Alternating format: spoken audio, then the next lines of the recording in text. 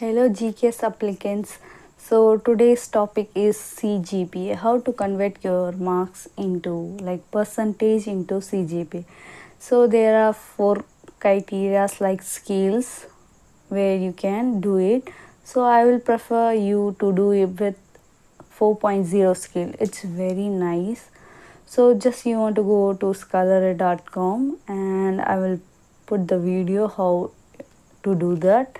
So just watch that.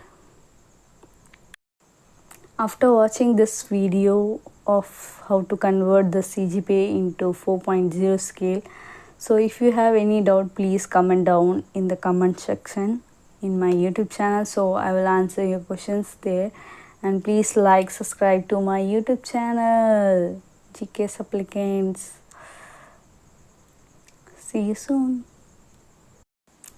And please share to your friends who are applying for GKS so they can also get help from my videos. And please say to subscribe my channel. See you soon.